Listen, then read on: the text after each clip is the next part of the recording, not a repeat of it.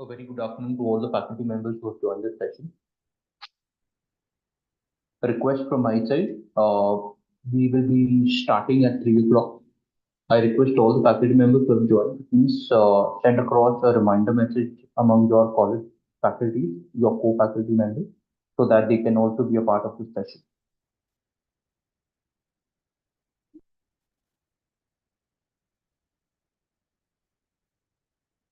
I request each and every one of you, please send across a reminder message, a quick reminder to your co-faculty members of your college, as well as other colleges if you are in Connect, so that they can also be a part of this session. We are about to start in another couple of minutes. Thank you.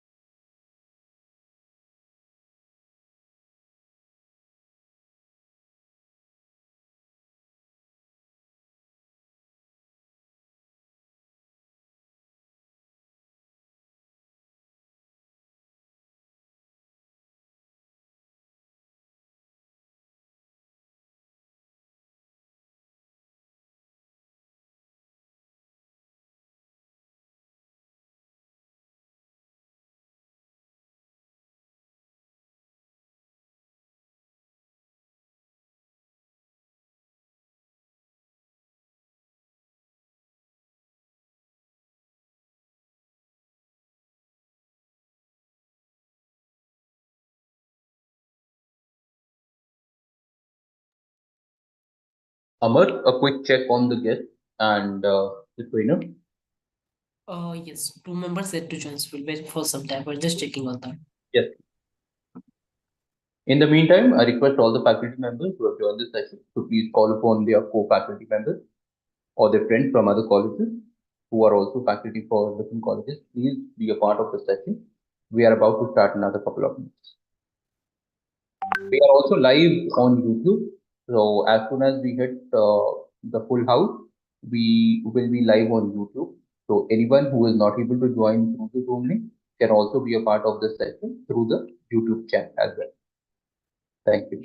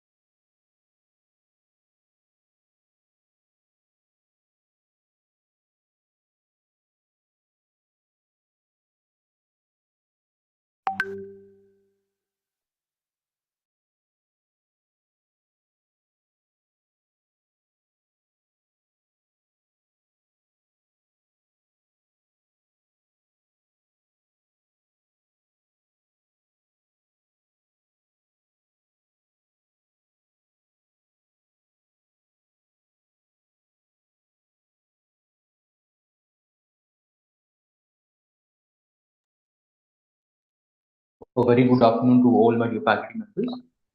A last call before we start or begin with this session. Please call upon your faculty members, co-faculty members, to be a part of the session so that we can start this session as soon as possible.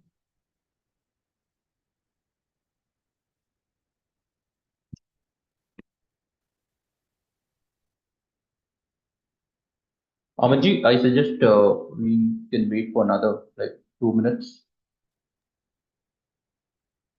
Yeah, let's just probably give another a minute and a half and then start because I think a lot of people are already waiting in the queue. So let's not delay them further beyond. Yes, absolutely.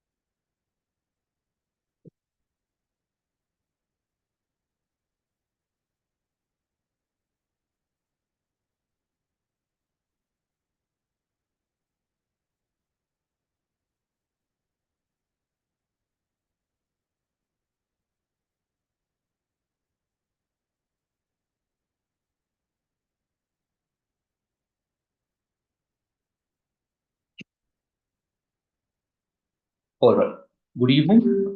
Sorry, good afternoon to everyone who has joined the session through the Zoom link or through the YouTube. My name is Siraj. I'm the senior manager from ExcelR. With me, I have Amit Sahaji, who is the associate director, a visionary who is driving the entire institutional vertical ahead. Next to us, we have our backend team members who are supporting and aligning the entire backend facility, that is the processing of the entire activity, right from the promotion part to the marketing to the execution of the entire process. We have Amar, Chandana, and we have uh, Pravalika, who is heading the entire execution plan. So, Amarji, I think it is already 3:08, so it is good that we start. The stage is all yours. Can I start, Shiraz? Yes, Amarji, please. Yeah, sure. Just a sec.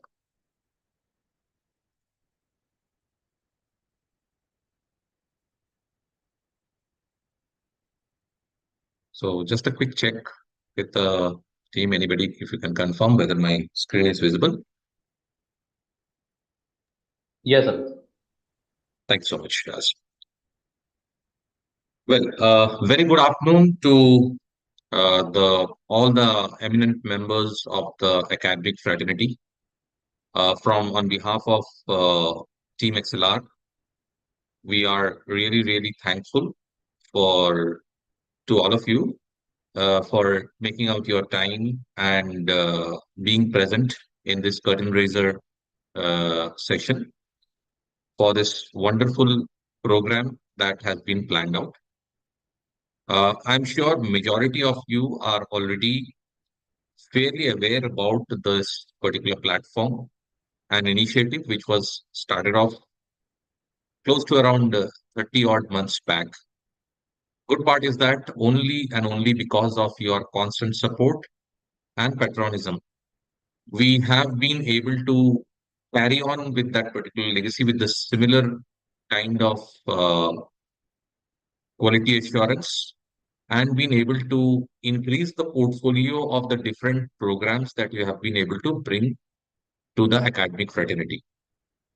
We have been getting constant suggestions for improving our efforts, and as well as it really makes our day, makes our life when we get the huge amount of applause across from the faculty and as well as the student fraternity. So today we are on the verge of launching another international faculty development program on a topic which is, uh, I would say, one of the most spoken about domain, that is generative AI and prompt engineering using Microsoft Copilot. I'm sure all of you who had taken the pains of joining this particular program over a period of next 1 week, you would be able to experience a highly engaging, relevant, and super quality of information and hands-on techniques with reference to these technology being provided by one of the handpicked experts from the industry. I would definitely introduce him as well during the course of this particular discussion. So before I move on introducing the eminent guest members who has also been accommodative enough to participate as the academic guests in this curtain raiser ceremony. And before I introduce them and request them to share their thoughts, I would quickly run through for the understanding of a lot of you who might have joined in for the first time to our platform. I'll try to keep it as short as possible because I know there are a lot of eminent guests today available, and we would like to close all the discussions before we can delve into the reason for which we have all joined in, that is the training session, which will start post that. So we as ExcelR, as our line stands out there, are there for raising excellence. And our endeavor is to become the strategic partner of higher education institutions, that is the colleges or universities, to create the right bridge and the connect from classroom to corporate success.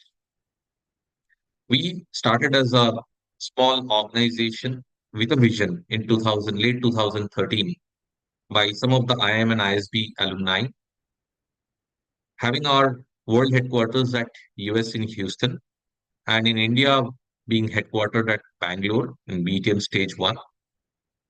The journey over the last 11 years has been roller coaster like any other uh, startups goes through the phases, but today we boast of being able to impress upon the learning journey of more than 5 lakh plus students and professionals coming from various backgrounds, right from people wanting to start their career or people who are at the mid-career level wanting to looking forward for their upskilling as per the need of the time. Initially, we started off as support mechanism to the industries. We till date we also continue in that by associating with more than uh, 250 plus corporates for their workforce upskilling. And based on that, we underwent the different requirements and the changing requirements of the industry. And as per the need of the hour change, we moved into the institutions or the higher education institutions by learning from those experiences and curating hands-on training programs to complement the academic world and merging the industry expertise while the students are there in the campus. And end of the day, all these are because of the individuals or our students, learners who comes in from different fraternity to help in their upskilling endeavors.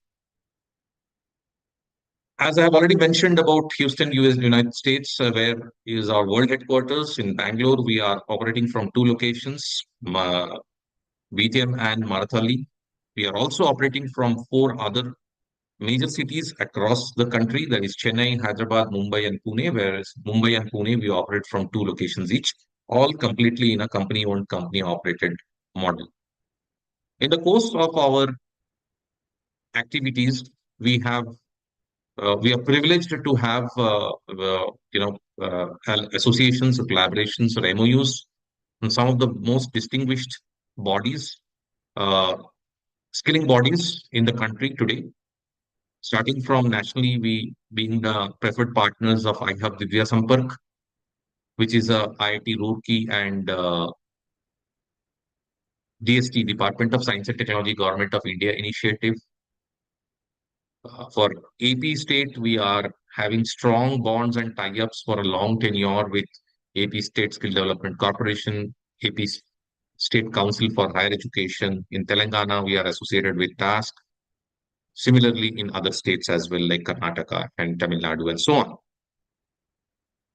Amongst the academic collaborations, we are, again, we have been able to translate our academic journey by signing up formal MOUs with IIT Madras, IIT Roorkee, IIT Bombay, and as well as BITS Pilani. In fact, we have been conducting regular programs in campuses and as well as in online and hybrid formats as well. And of course, NASCOM has been really kind enough to us for supporting us in all the academic proliferation activities that we have been through in the last few years. And today also we stand as one of the premium partners for NASCOM Future Skills Prime. In fact, we are supposed to be the organization with NASCOM Future Skills Prime having the largest number of uh, programs being registered in their portal. Along with it came the awards and recognitions like Deloitte, who has recognized our efforts consecutively two times over the last 5 years as the fastest growing technology company amongst the past 50 companies in India, both in 2018 and again in 2022. Other than that, we also got recognition from IIT Roorkee, APSSDC, Silicon India, Analytics India, and so on.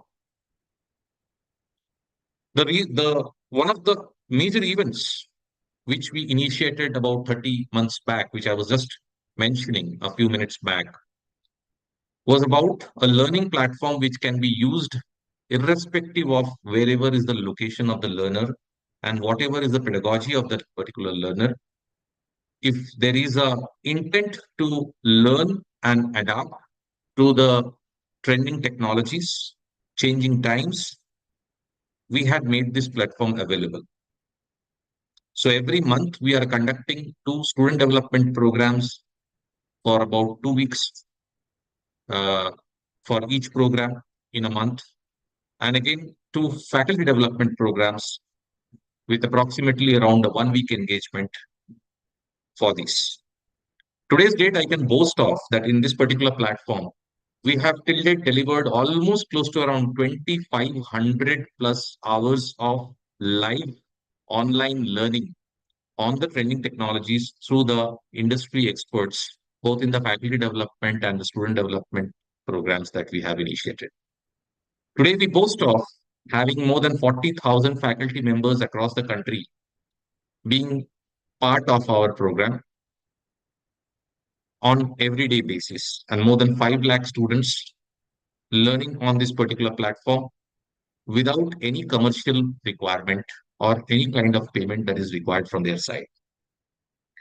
We have been consistently conducting different webinars or what we call as the student orientation sessions to make them understand relevant to any technology, what are the kind of career paths that are there, what are the kind of industry use cases that are there relevant to those particular uh, trending technology tracks, so that they, based on that, they can take uh, in well-informed decisions of their career. In the everyday learning platform on itself, we have been able to cover close to around 30 plus different technology tracks as on current date. I'm really elated to share with you that on today's date, whatever the figure that you see on the bottom, 1350, actually the figure stands at 1500 plus higher education partners with whom we have formal MOUs as the collaborating partners. And we have been working very closely with 5,000 plus recruitment partners as well to understand the recruitment needs of the industry and the kind of skill set that the prospective recruiters are looking for from a fresher's perspective. Some of our recent engagements, which I have showcased out here, starts with our very engaging association with IIT Bombay, where we had trained a pool of IIT Bombay faculty from the ASC department on full stack development as per Industry 4.0 uh, for a ministry, the Government of India uh, Department of uh, Department of Defense, for which they wanted to collaborate with us for getting the faculty aligned for that project requirement. We also did a 3 days exhaustive workshop for 93 research scholars handpicked from the different departments of IIT Roorkee on time series analysis and predictive analytics using machine learning and statistics. We had been a regular visitor of BITS Pilani campus, Hyderabad. What you see on the picture is basically the felicitation day for almost close to around 500 plus students who underwent programs on Power BI and machine learning separately. And every year, we 2 to 3 times we are visiting the campus for different workshops and as well as certification programs which are quite good. Recently, we have collaborated with IIT Madras for a joint certification program which we have initiated on data science and artificial intelligence. Anybody interested can visit our website and they will get the details about the program. Just for the shortage of time out here and the particular opportunity for which we have met in out there is different. That's the reason why I'm restricting my discussion on certain points. About 3 months back, we have initiated a program in association with IIT Roorkee through the iHub Divya Sampark, and through that program, which is called as Skill Up Final Years, focusing on the campus recruitment training, both from the technical and as well as the non-technical perspective, that is covering all the areas of coding skills, quantitative aptitude, logical reasoning, verbal ability, and soft skills, along with the finishing line, that is the resume builder and the LinkedIn profiling of the students, and making them capable to ace the techniques of group discussion and personal interviews. We have completed this particular program on 8th of April, starting from early January 2024. And it was really very exciting for our team to being able to see that close to around 68,000 students registering for this program. Out of that, close to around 5,000 plus students who completed the program end to end and were acknowledged for their efforts through the certificate issued by IIT Roorkee and ExcelR together. We also have so every now and then we try increasing our portfolio as per the requirement of the uh, academic world and as well as the uh, corporate world. So in this year 2024, early 2024, from where we initiated the sub-vertical or program as internships and projects aligned to the hands-on industry-focused approach. Uh, Initially, we associated with state government of AP, and we initiated this program, which is a mix of learning a particular technology, understanding the industry use cases, and then uh, understanding the structure in which they would be able to identify a problem statement, work on that particular problem statement to understand what are the tools they require to structure it out, what are the flow of the work that is they required to do, and ultimately, based on certain assessment criteria, they can fulfill the requirement of that particular requirement of a project along with the internship. Over and above that, we had supported them with the CRT program, which was part of that. And this whole thing was provided to them through a robust, state-of-the-art in-house LMS being provided by ExcelR uh, during their student journey, right till the time they are being able to break into their career. I'm really excited again once more to share with you some of the numbers that in this short-term internship only from the state of AP, we have been able to cater to close to around 18,000 students, 18,000 plus students short-term internship requirement, which was where from in which we got participation from more than 213 plus colleges spaced decently between the degree colleges and as well as the engineering colleges. And we have created specifically focused 22 different tracks in which we are providing these internships.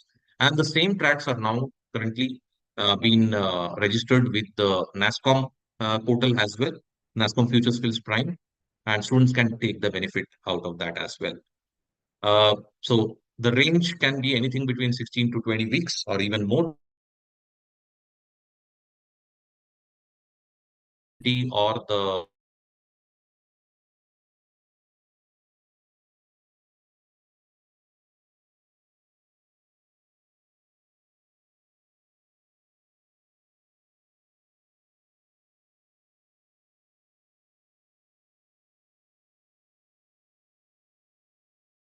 technology.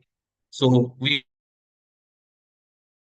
to speak and discuss about the International Faculty Development Program on GenAI, Generative AI, and prompt engineering using Microsoft Copilot.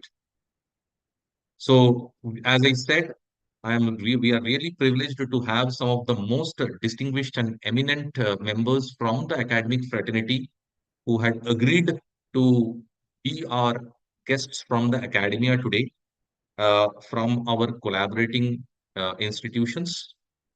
So, uh, to begin with, I would like to invite Dr.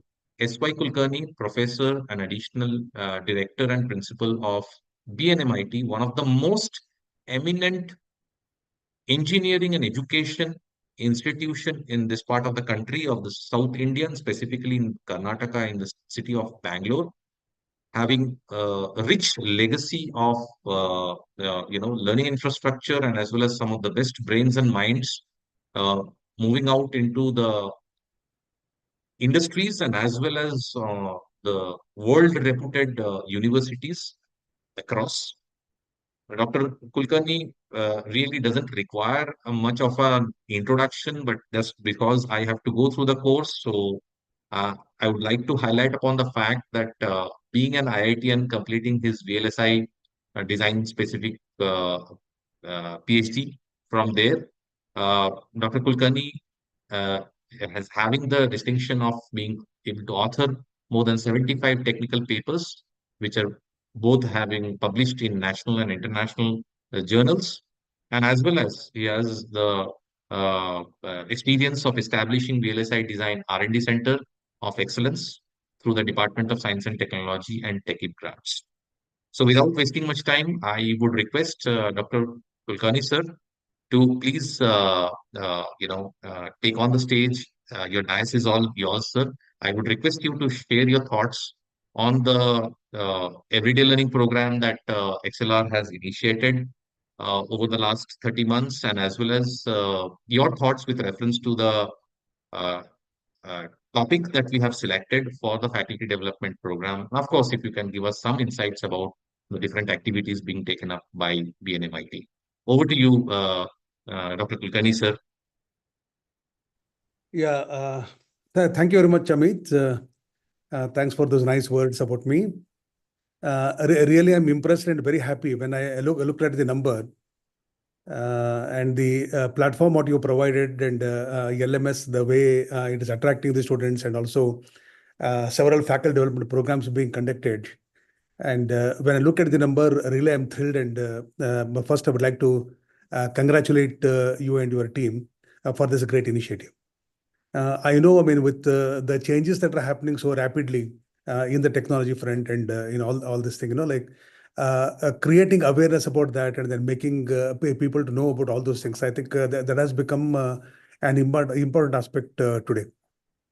And keeping that in mind, I think whatever the effort you are doing and whatever the initiatives you have taken, that is worth to be appreciated. And my hearty congratulations for that, and also my hearty appreciations for all those programs what you have done.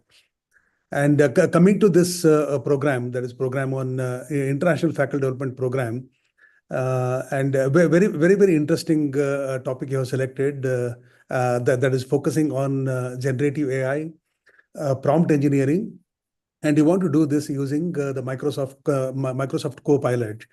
And I'm very, very, very happy that this program was badly needed, because we've introduced a lot of courses on Gen AI and courses on prompt engineering, and providing that particular training for the faculty members to take it further and to help them to understand this particular topic. I think it's a great initiative, and we are very, very happy about that.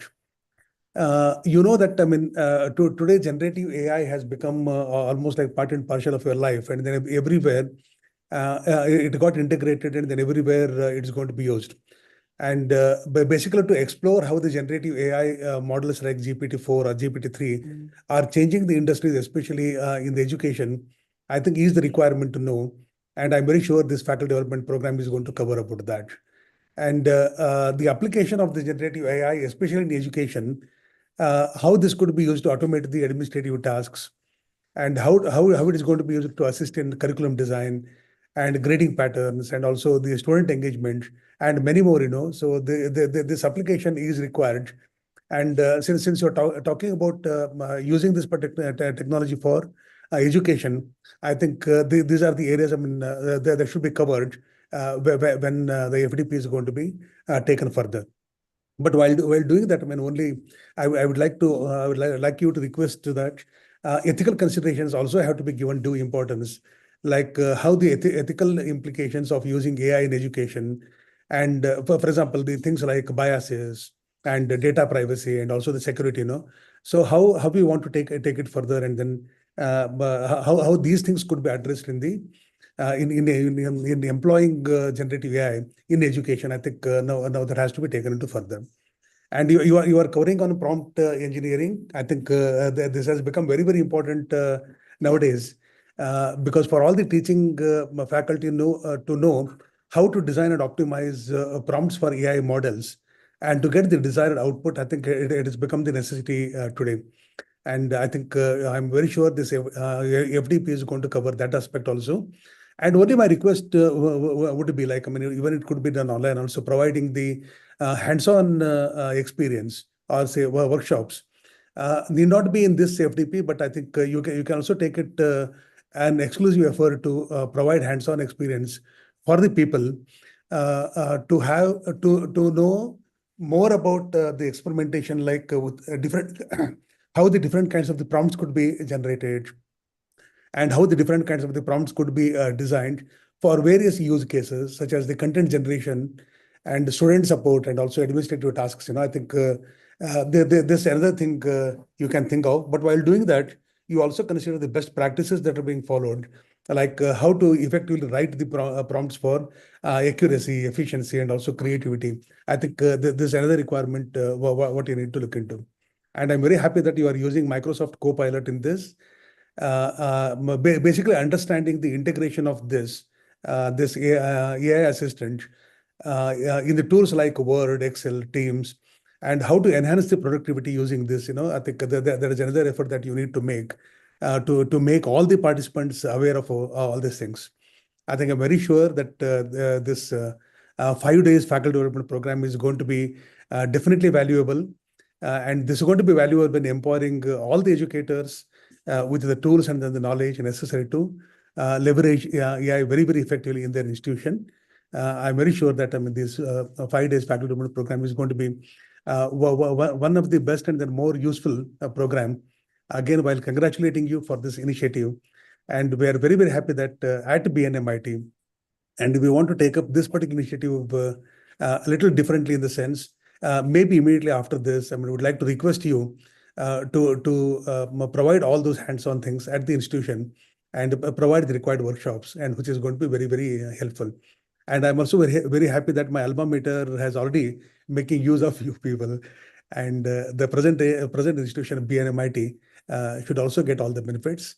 And also, I would like to congratulate all the participants that you are registered for a wonderful program, and make the best use of this particular program, and make aware of all the changes in the technology, and also leverage the benefit of integrating AI into the education. I wish all you all the best, and request you to take it forward, and make all the participants aware of all these things. Thank you very much for this opportunity to interact with you people and be part of this particular program. And I'll also be registering and then attending all these programs. Yeah. Thank you. Thank you. Thank you so much, sir. I think actually you have made my day. I mean, specifically when you harped upon certain very, very relevant points. And I hope, I mean, like our resource person from the industry, which I would be introducing very shortly. So he is also there uh, in this curtain raiser program. So probably he is making a note of the very, very crucial and important insights you mentioned with reference to specifically how this particular FDP program can be relatable to make the faculties, having a hand-on approach on the teaching, learning, and ability. And again, one more very important highlight you made about that while doing so, focusing upon the best practices and keeping in view of the ethical implications and the biases in it. And definitely, you already invited us for having more close collaborations with BNMIT. I take a very strong note of that, sir, and definitely we would be trying to put forth our presentation and as well as look forward for customized solution with reference to BNMIT's requirement as well very shortly. Me and my team will get in touch with you, sir. Thanks again once more for your kind Thank you, words. Amit. Thank you very much. Yes, yes. Right. And you also probably has been a flag bearer saying that you will also register for this program and want to be a part of it. That, Yes. that's what it is, because of we see such leaders when such leaderships speaks. I think that yeah, that makes the roadway much more simpler and focused uh, because we don't want to highlight the factor, but still I take this opportunity to once more uh, emphasize on the fact that although we maintain this entire platform as a non-commercial free platform, but Okay. Yeah. to create a sense of ownership and as well as seriousness. Even for faculty development programs as well, we have kept a small, I would say, uh, checks and balances in the fact that we would be able to provide the participation certificate only with a 60% attendance being out there for all the faculty members. And, we keep on receiving different kind of requests, but I would like to put up my humble request that just to maintain the kind of cherished platform of this faculty development program, we Yeah. keep that hygiene in active. So probably for some it might be a little disturbing, but we would like to continue with that kind of measures that we have kept to bring in the seriousness in the whole effort. Yeah. So Yeah. on that. Yeah. No problem. I think that's good. I think you can go ahead with that. Nothing to worry. Yeah, thank you. Thank you so much, sir. So on that note, I will be moving on to inviting our next guest, the eminent guest from the academia, and probably I have met once, ma'am, in person, Dr. Chai Devi ML, professor and head of the Department of Computer Science and Engineering, BNMIT again. Uh, who has a very highly distinguished teaching career of almost close to a 2.5 decade. And ma'am has worked in the area of medical image processing since 2003 and carried internships at JSS Hospital and Medical College, a very, very distinguished medical institution in the country and as well as in the city of Mysore. She has been associated with the JSS Hospital for tuberculosis and malaria patients, and as well as he has worked very, very closely with All India Institute of Speech and Hearing for her research work. And as we have already seen that she is heading one of the most crucial department's journey of the BNMIT, and that is the Department of Computer Science and Engineering. So, ma'am, Dr. Chaya Devi, thank you once more for making your time out and being present in our curtain raiser program. So, I would request you to please take on the dais and share your thoughts on the same. Thank you, sir. Thank you so much. Am I audible, sir? Yes, ma'am. Absolutely clear and sound. Thank you so much for giving us an opportunity to share the complete platform where it is a knowledge sharing for both the teachers and the students. If the teachers is learnt well or practiced well, then obviously we can transfer this knowledge for the students, which is a nation transformation.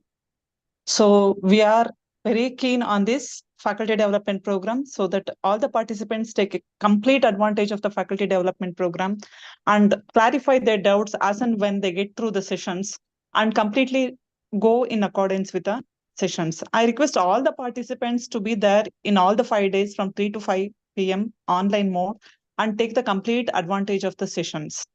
So the topic itself is very prompting. Saying GenAI and prompt engineering, which is a cutting edge technology of the new era, which is most required for our syllabus. Even we have introduced all these subjects in our syllabus as and when the industry there is a requirement. So hence we thought of going for a faculty development program, train ourselves first and train our students next. Thank you so much for providing an opportunity with an ExcelR. Thank you. And also I thank our college, BNMIT, the complete BNMIT management for supporting us to carry forward this work and go hands-on with ExcelR for providing a good knowledge for the students and the staff. Thank you, one and all. Thank you so much, ma'am, for your kind words and as well as the apt insights from your end. And I know the legacy that BNMIT carries. So definitely, again, along with two of the most distinguished academic members of the institution, I thank the entire management for associating with ExcelR and creating this win-win situation of teaching, learning, and continuous learning process that we are trying to uh, you know successfully continue this effort, and we look forward for the support from the institutions always. So on that note, I would like to invite uh, from Sir, extreme south. I would now look forward to move into the western part of the country, and I have one of the distinguished guests from one of the most distinguished Amit, sir, universities. Yes, sorry to yes, ma'am. interrupt. So on behalf of his busy schedule, our principal and addition director has joined for the session. I heartily thank our principal and addition director for supporting us through the platform. Thank you, Thank you, thank one you, and all. Thank you. thank you so much, Principal Sir and additional sir. Yes. Thank you. Thank you, Thank Amit. you. Yeah. Thank you, sir. Thank you so much. So as I was just mentioning, I would like to call upon stage and on the dais the Dr. Krunal Vagela. Sir is representing Marwadi University, one of the new age universities, but with an institution which has been one of the flag bearers of higher education in the western part of the country, specifically for the state of Gujarat. I know I have personally visited the campus long back, but then what I only see is that Marwadi University has actually come of ages and one of the most flourishing you know universities, educational institutions and that part of the country. So Dr. Kunal has completed his BTech and then his MTech and as well as PhD from the city of Rajkot. He completed his master's from NITTR Chandigarh, and he has the distinction of being able to publish 30 plus research papers in reputed international journals, and he has also published 4 patents, and is a very, very eminent, well-recognized, distinguished academician, uh, not only for the state of Gujarat, but as well as in the part of the country, and specifically in the computer science and computer engineering fraternity. So this is probably the first time we are being able to collaborate with Marwari University, and really we are elated for that. I would request Kunal sir to please share your thoughts and and also regarding the activities and vision that Marwari University is happening is having. If you can enlighten us on the same. Kunal sir, over to you, please.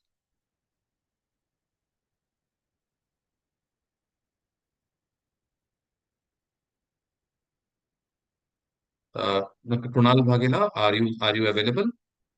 Am I audible? Oh, I think there is some network issue at Kunal's end. So we'll check on that. So we'll move forward to the next Okay. So Amar, with your team, kindly can check out with him once one. Yeah, and sure. help him in joining the session. Meanwhile, I would move over to again one of our, I would say, one of the pillars of support that has always been there. That is from the DY Patil uh, University in the state of Maharashtra. Uh, I know, although I have a journey of around close to around 1.5 years with ExcelR, but DY Patil Agriculture and Technical University has been big support for ExcelR all through and through.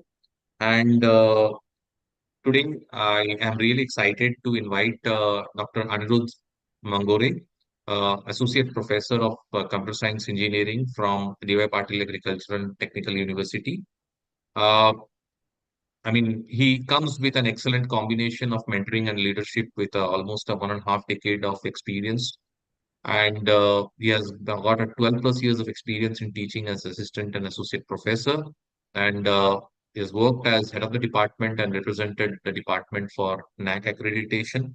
So I hope he is one of the best person hands-on to probably highlight on the requirement with reference to this kind of continuous education and the faculty development programs that can support the education system. So, Anirudh sir, all over to you for your thoughts to be shared with the audience, please. Yeah, Dr. Anirudh sir. yeah. Good afternoon, all. Thanks, Amit sir. On behalf of DY Patil Agriculture and Technical University, thanks to collaboration with us for this FDP, and you provide the platform for all of us. So it's a great platform for the skill development. I appreciate how it effectively connects. I seen the numbers. It's very impressive. So that you connect with student, teachers, researchers, and the industry experts. Uh, you truly bridge the gap between academic and the industry. And today's topic, that is GenAI and prompt engineering, are game changing tools in the digital era with Microsoft Copilot. So they are seamlessly integrated into the productivity workflows. So GenAI helps user to create content, ideas, then code, boosting creativities and problem solving. With this prompt engineering refines the queries for more accurate AI, and with this copilot allows the business to automate the task, improve the decision making, and increase the efficiency. So this combination really speed up innovation and optimization operation across the various industries. So this FDB really enhance the knowledge of skills and skills of the participants. So I really thankful to all the XLR team for arranging such a wonderful topic, and you are making available for all of us. And again, with you are not charging anything from students, teachers, and anyone. So it will be great help for the students and university which are located with, we can say, region of Western Maharashtra, Kolhapur. Many of the students from the rural background, and they are really great, get the great help from platform provided by you.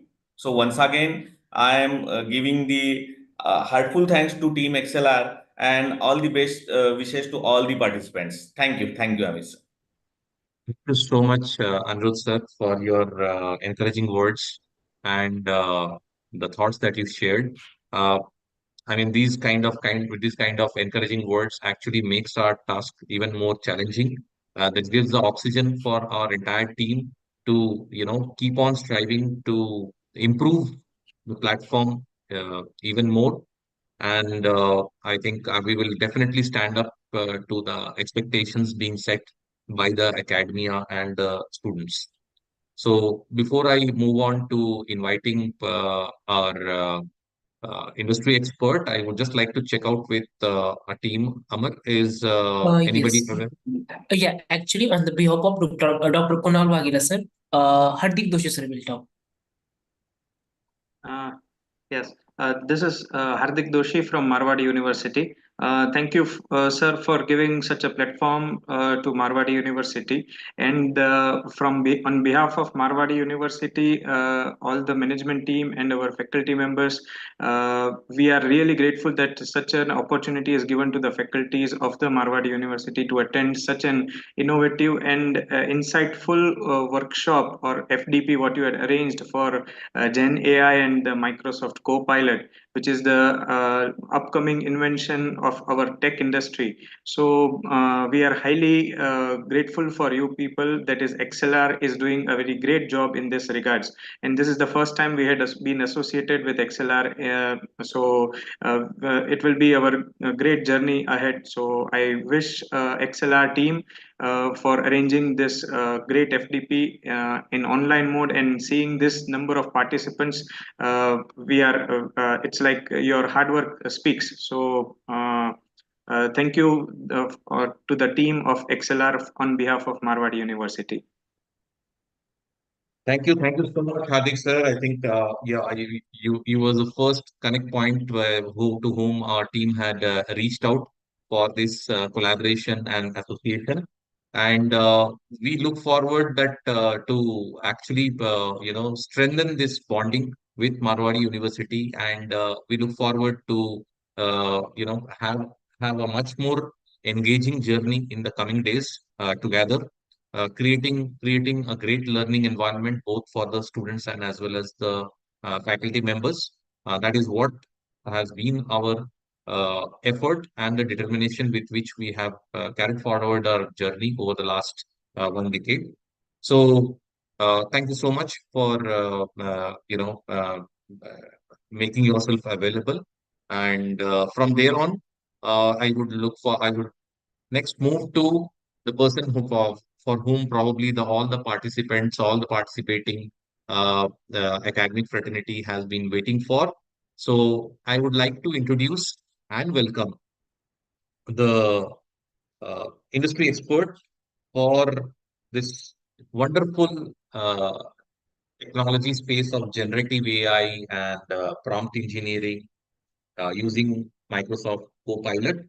So our resource person from the industry today, Mr. Prashant Sahu, who is a senior principal trainer with ExcelR as an industry resource, having more than a decade of experience on various technologies. In fact, I cannot run through entirely through his profile. He has a plethora of, I would say, different certifications and practices that he has gone through, coming from a very, very rich, experience of working with industries very closely, uh, like TCS and Amazon to make name a few. And he has been collaborating with prestigious institutions with his engagement in some of the institutions like IIT Kanpur, California State University, and NSE, providing specialized training in generative AI and associated technologies. And he also happens to be, some of the relevant certification tracks that I can quickly mention out here. He being a certified GenAI engineer and GenAI and prompt engineering, and as well as he's a Google Cloud professional, to name a few. As I said, that his expertise runs into many more of the related technologies. And he had been capable of directly influencing over more than 50,000 students, delivering more than 1,000 hours of training across 50 plus organizations globally. So he's, of course, out of the different technology stacks, some of the focus areas that he has been very, very clear about, that is of GenAI, prompt engineering, blockchain, and cloud computing. So, Mr. Prasanta, what I would request you is that if you can spend some couple of hours on setting the expectations for the upcoming 10 hours. Based on that, after that, we will conclude this curtain raiser program, and then probably you can continue with the training post our team provides with the uh, knowledge transfer of the usage of the LMS platform for another 2-3 minutes when they will take. So initially, I would request Mr. Prasanta to give all the participants basic understanding about what they can actually look forward to in the coming 10 hours. Over to you, Mr. Prasanta. Hi, Amit. Thank you so much. So, okay, is my voice audible, right? If I'm not wrong. Yes, yes. Okay. So, hey everyone. So, I just want to give a small gist. I know you will be again listening to me very actively for the next coming 5 days. So, for sure, I'm not going to take a lot of time. So, I will just let you know the gist of what we are going to cover, what are all the different things we are going to consider. So, as it's been very rightly said, so we are into the generative AI, which is a new world altogether. So, we'll first understand what is generative AI. Okay, so we'll get to know what is artificial intelligence, we'll get to know what is machine learning, and then we'll understand then what is deep learning. And that's there after which we will learn what is generative AI, because it's not something like I'll go ahead and get started with generative AI and then later we don't even know how this has been connected, how all the dots we have to emphasize and understand how these are all interconnected to each other. So first we'll understand that how the interconnection between the different parallel universe is existing. Then we will come to generative AI, and in the generative AI, we will mainly focus on LLM. So LLM is nothing but the large language models. Like as you see, Microsoft Copilot is one LLM, like you have ChatGPT, you have Gemini, you have Claude. These are all the different LLMs. But again, we will more emphasize towards the Microsoft Copilot because that is what is our expectation in the FTP program. After which, once we are very clear with what is GenAI, okay, and then what is LLM, then we will move to prompt engineering. So in LLM, we will do a small demo. We'll understand the tool, what is Microsoft Copilot, how it looks like, how the user interface is going to look, what are all the different things we have to do. We will run some 1 or 2 prompts there. Okay, just to give you a overview about it. Then we will move towards the prompt engineering because prompt is very important. Without giving input to the LLM, right, it will not give us the desired response. So definitely you should know different prompting techniques. Okay, as it was being discussed by eminent faculty members over here, that you want to understand what's prompt, what are the prompting techniques, and you also want to do that practically. And yes, we will target all the 3 different areas. Okay, we'll understand what is prompt, how to write the prompt, what are different prompting techniques are there. Once we get to know all of those things, then we will be able to go ahead and start implementing it practically in the Microsoft Copilot, so that you can all leverage, you can understand theoretically and can also implement practically, so that you can see the outputs of what the LLM is going to provide. That is nothing but the Copilot. Once we are clear with this, then we will understand the embeddings, like how a LLM actually understands. Now, the moment you give an input, how the LLM like Copilot is going to understand your input and how it is going to give the response. So at the back end, how the model works. I'm going to explain to all of you that part just to get a high level overview that what is actually happening behind the hood. And then finally, we will move on to the ethical aspects of it. Like you are using this, but what are the ethical repercussions which we need to consider? Like what are the different scenarios? Like what are the different points you have to consider when you run a prompt? Do you always need to believe Copilot? Is Copilot can be able to give you some wrong information? Okay, so there are some ethical aspects which we will discuss, and then we will wrap up our entire 5 days where you will have a very good understanding about GenAI and then your LLM like Copilot, and then you will get to know a lot of different prompting techniques. You'll get to know what is happening behind the Microsoft Copilot to get you the results, and finally the ethical considerations of a responsible AI. So these are all the things which we are going to learn in the upcoming 5 days. Okay. So I've set the expectation. we will go ahead and then try to learn as much as possible with all these concepts which I have outlined to all of you. Okay. Thank you. Over to you, Amit. Fantastic. I think, Prasanta, you have actually, set the stage on fire. I think, exciting and engaging days ahead. Everybody can look forward for that. And without wasting much time, I think since we have to conclude this, curtain raiser, because everybody is now really excited to, uh, jump into the field and get the taste of it. So, on this note, I would like to conclude the curtain raiser session, and we would now expect all the learners, please stay back. We would like to say goodbye to the members from the collaborating institutions, the eminent academicians who came in as our guests today from the academia. Thank you once again for coming in today's event and encouraging everybody. Uh, and with the summary that has been provided by Mr. Prasanta, I think stage is set.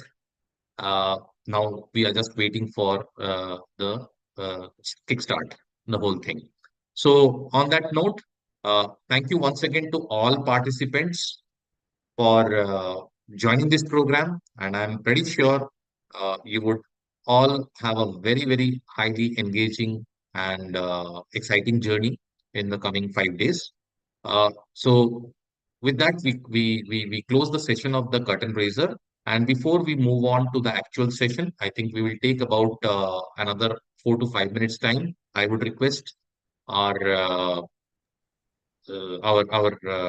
training and delivery management team from Shiraz and Amar to please address all the participants and learners by giving them knowledge transfer of the usage of the LMS so that Mr. Prasanta can start off. And so before that, again, once more, thanks everybody. Have a great time ahead. Yeah. Thanks once more. Yeah. Thank you, sir. Thank you for such a wonderful Hi, Chandra. introduction. Thanks. So I think you would be taking everybody through the KT, right? Yes, yes. Okay. Thank you. Thank you all. Yeah. First of all, good afternoon, everyone. A warm welcome to International Faculty Development Program on GenAI and Prompt Engineering using Micropilot Copilot. Yes. So before I'm going to give a LMSKT, request I hope everybody is registered for this program. If not, I'm requesting Amar to share registration link in the chat box. Yeah. Thank you, Amar. Yes. Amit sir, can you please stop sharing? Yeah. I'll just take a yeah. Oh, thank that. Yeah. Thank you so much. So yes, let me share my screen. I hope my screen is visible and I'm audible. Please confirm, Amar. Oh, yes, Chandana, all good. You can proceed. Yeah. Thank you so much.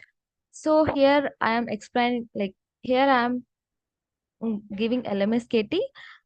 First of all, what is LMS? So LMS is nothing but a learning management system, and it's a ExcelR e-learning portal. Okay. Here you will get all the things like recording sessions, feedback link, materials, and more. Okay. So I will explain everything about here. Okay, just move. So after registration, you will receive two mails. Okay, one is a verification mail. Here it is, welcome to ExcelR and verify your account. So you can see here verification link. Just click on this link. It will take you to set your password page. Here you can see password and confirm password. So you have to create new password here. Okay, and same password you have to paste in a confirm password and click on a set my password. Okay, so so first mail is done. So coming to second mail, this is a course invitation mail. You can see here, welcome to International Faculty Development Program on GenAI and Prompt Engineering using Microsoft Copilot. Okay, so here we have some steps. Okay, step 1, step 2, and step 3. Here you can see, click on the following link, that is the onlinelearning.excelr.com. So if you didn't receive this mail, just make sure that onlinelearning.excelr.com is our website link. You just go to here and you just drop your email ID and password. You can log in from there also. Okay, if you like missed out your mails also. Mails means. So just click on this link. It will take you to our LMS dashboard. From here, I am going to explain through live. Okay, just give me a couple of seconds. I will reshare my screen. So yeah, please let me know if my screen is visible. Yes, Chandana, we are able to see your dashboard. Yeah, thank you. So here it is, the live dashboard. Okay, so even I have the access for this program. So we have two ways to join this program. Okay, one is Zoom and another one is YouTube. So first I will explain about Zoom. So here exactly at 2:50 it will show a join button. Through click on this join button, you can join the Zoom session, or else if you have any glitch to join Zoom session, you can click on this YouTube like banner. Okay, so it will take you to YouTube live.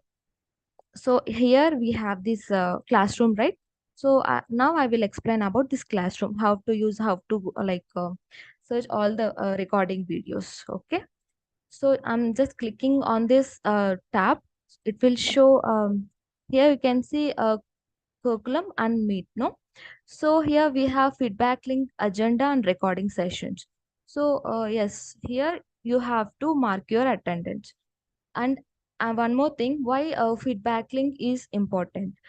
Attendance is important for certificate. Okay, 60% attendance is mandatory for the certificate, and this attendance link will be shared between 4:30 to 5:30 in Zoom and YouTube as well. Okay, and this link will be open between 4:30 and 5:30. Between this time, you have to mark your attendance. Okay, so this is the way to mark your attendance. And coming to agenda, yes, we will upload that after sharing by the trainer. And this is the recording session. Okay, whatever happened sessions, you can come here and you can watch it. And after trainer will share the materials. After that, we will upload this. You can get from here. Okay, this is the way to access your uh, or recordings. And here I have an update. Here you can see the store, right? In store, you have many happened sessions. Okay, like more than 30. Okay, whatever happened sessions, you can enroll and you can watch the recording sessions. By watching recording sessions, you don't receive certificate. Okay, by watching recording live sessions, you will receive certificate. Otherwise, you don't. So this is another benefit from our LMS. So yeah, this is the way to how to log in and how to access the LMS. Thank you so much. Over to you, Prashant sir.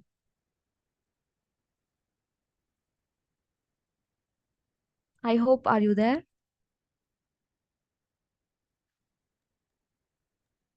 Yes. Yes, I'm there. Yeah, over to you, sir. Okay. Thank you. Yeah, thank you, Chandra.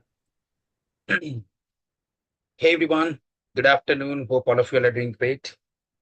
So, welcome everyone to the generative AI and prompt engineering session. So, we will be able to go ahead and get started right now, and we'll try to cover at a very high level, like what is a generative AI, at least for today. We'll try to understand what is generative AI, how is it this linked to AI, ML, deep learning. We'll try to target those topics. And as and when we move further, right, in the upcoming sessions, we will be able to take up the remaining topics and will gradually move forward. As I have already set up the agenda, so you'll be very clear with understanding what is GenAI. Okay, you'll understand what's LLM, like Copilot.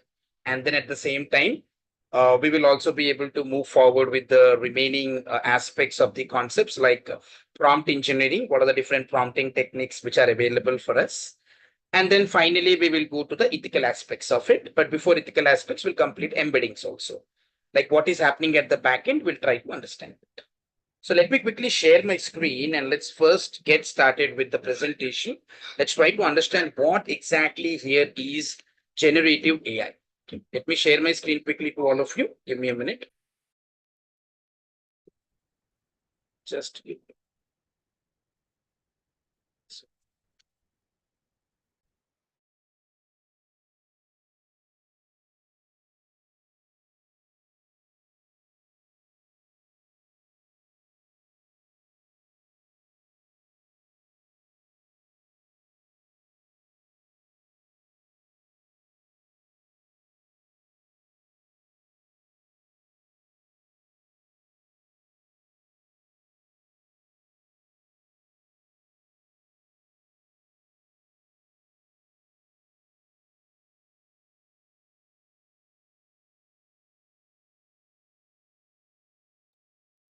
Okay, hope my screen is visible, right? Just want to confirm.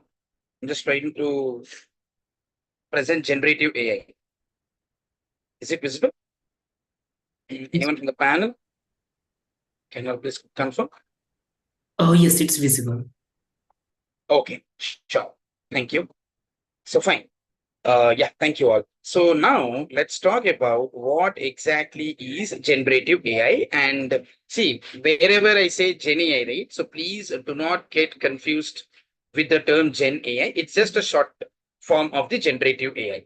So wherever, see, so most of the times I'll try to call generative AI, but somewhere if I say Gen AI, right? Do not try to get confused that is this different? No. Gen AI is a short form for your generative AI. So please do not confuse because again, it's very new to all of you and I do respect that fact that as it is new, right, there are high chances for the confusion to occur. So what is generative AI? Why I'm sometimes referring to Gen AI? So first of all, that confusion should not be there. Generative AI or Gen AI all mean the same. Generative AI is the entire name, but if you want to call it in the form of a short, you can say Gen AI. Okay. What is generative AI actually? Now that's the thing I want to understand here. Right. For that reason only, I'm investing a lot of time and today I'm taking my time out, coming and then trying to listen to me. But what is generative AI? See, generative AI means it is a combination of actually two words. If you observe here very carefully, it's basically a combination of two different concepts or ideas. Okay, one, generative. See, generative is a very simple term. I know that you all are very, very clear and very understandable with regards to generative because generative means here you are actually responsible for creating or producing something. That is what generative means, right? So when you talk about generative, generative is very specific about either creating or either producing, right? That is what is generative at the end of the day. And then on the other hand, you have something called as AI. AI means what here? This is your artificial intelligence. Okay. So here AI is here nothing but it is your artificial intelligence. Now, artificial intelligence means again, this is a technology where it will allow all the machines to perform the tasks which usually require human intelligence, right? Here machines will go ahead and help you out with it. So the name may look very simple, but I know many of you are aware of ChatGPT or Microsoft Copilot or Gemini. Okay, maybe at least you have not used it. But I know that definitely more than 50% of the people would have at least heard about these words. Like what is ChatGPT, Copilot, and then Gemini. Any one is also fine. See, it looks very simple. When you go and play with it, right? You give an input, it gives you the response. Okay, forget about ChatGPT and all. Let's leave that for the time being.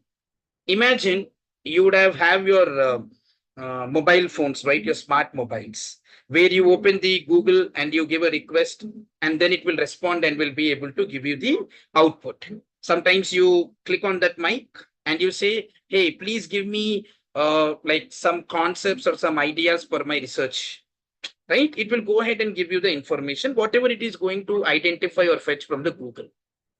Okay, the same happens like if you are operating your TV. What you do generally, you take a remote and then you try to give some instructions.